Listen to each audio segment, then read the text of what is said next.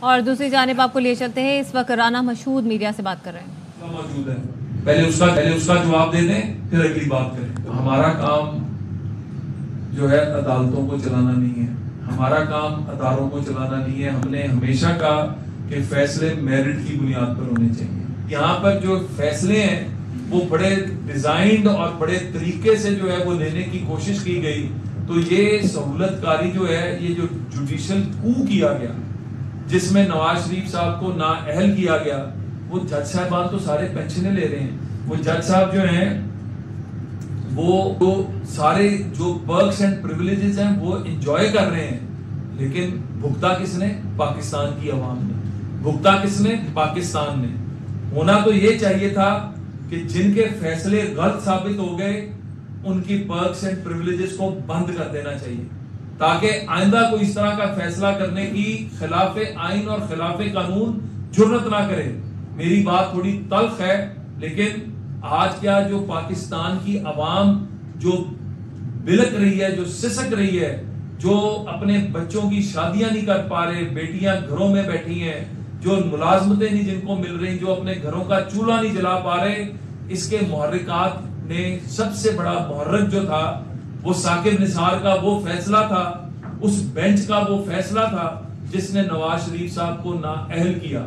تو جب اب انہی عدالتوں نے اس فیصلے کو غلط قرار دے دیا تو کیا ان ججز کے خلاف جن کے اس فیصلے سے پاکستان آج اس حالت میں پہنچا، کیا ان کے خلاف کارروائی نہیں ہونی چاہیے؟ کم از کم ان کی پینشنز کیا بند نہیں ہونی چاہیے؟ کیا ان کے پرکس اینڈ پریویلیجز بند کر کے ان کے پرکس اینڈ پریویلیجز بند کریں؟ 100 خاندان، کم از کم 1000 خاندان رادر جو ہے وہ عزت کی روٹی کھا سکتا ہے.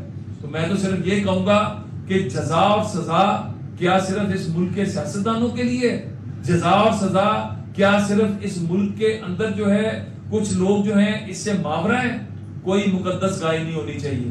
جزا سزا سب کے لیے جب تک اس ملک میں نہیں ہوگی، اکاؤنٹیبلٹی نہیں ہوگی، یہ ملک ترقی نہیں کرے گا. میں بار بار پوچھتا ہوں، یہ وہی کیس ہے کہ کلبھوشن یادیو کا کیس ہے.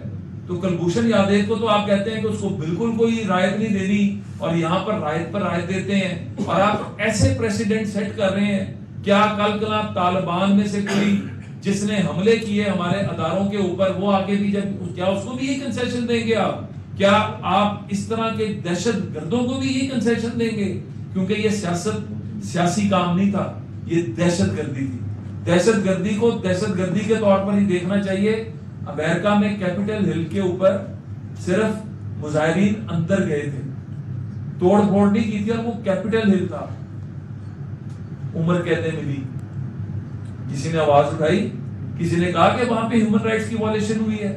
یہاں پہ تو حملے کیے گئے ہماری فوجی تنصیبات کے اوپر، اور پھر کہتے ہیں کنسیشنز دیں. بالکل کنسیشن میں سمجھتا ہوں کہ عدالتوں میں بیٹھے ہوئے سہولت کاروں کو پاکستان کا سوچنا چاہیے اور پاکستان کے لیے کام کرنا چاہیے. ہم نے امریکہ کی گورنمنٹ کو بھی انگیج کیا ہوا ہے، ہم نے یو کے کی بھی گورنمنٹ کو، ہمارے تاریخی تعلقات ہیں یو کے کی گورنمنٹ کے ساتھ. ہمارے پروجیکٹس بے تحاشا جو پاکستان میں چلتے ہیں وہ یو کے ٹیکس پیئرز منی کی بنیاد پہ چلتے ہیں، اور بہترین طریقے سے. مجھے اچھی طرح یاد ہے کہ جب نک کلیگ صاحب جو تھے وہ ڈپٹی پرائم منسٹر تھے اور ڈیوڈ کیمرون پرائم منسٹر تھے، تو میں نے آ کے یہاں پہ پرائم منسٹر نواز شریف صاحب اور چیف منسٹر شہباز شریف صاحب کے ساتھ ہم یہاں پر آئے تھے، اور اس وقت جو ڈیفٹ تھا اس کے جو فنڈز تھے انہوں نے کہا کہ جی ہم فنڈز دیتے ہیں تو ہمارا جو ٹیکس پیئرز ہے وہ پوچھتا ہے کہ اس میں شفافیت ہے یا نہیں ہے. تو ہم نے آ کے یہاں پر بریفنگ دی تھی اور وہاں پر کلیپنگ ہوئی تھی. اللہ کے فضل سے ہمارے تعلقات ان سے مثالی ہیں. یہ قراردادیں جو ہیں یہ چند لابنگ فرموں کا کام ہے، چند ایک دو. مجھے بتائیے کہ اس کا اثر کیا ہے؟ کل کیا اس کے مقابلے میں پاکستان اپنی اسمبلی سے قراردادیں منظور کرانا شروع کر دے؟ تو یہ تو ایک ایسی جنگ ہے جس کا کوئی اینڈ ہی نہیں ہے. اصل چیز کیا ہے کہ ان ملکوں کو کیا ہم نے پازیٹیولی انگیج کیا ہوا ہے؟ بالکل.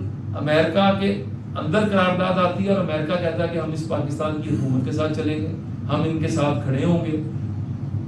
برطانیہ کے اندر جو بھی آ رہا ہے، برطانیہ ہمارا کل بھی پارٹنر تھا، آج بھی پارٹنر ہے، اور آنے والے دن میں بھی پارٹنر ہے. بہت شکریہ.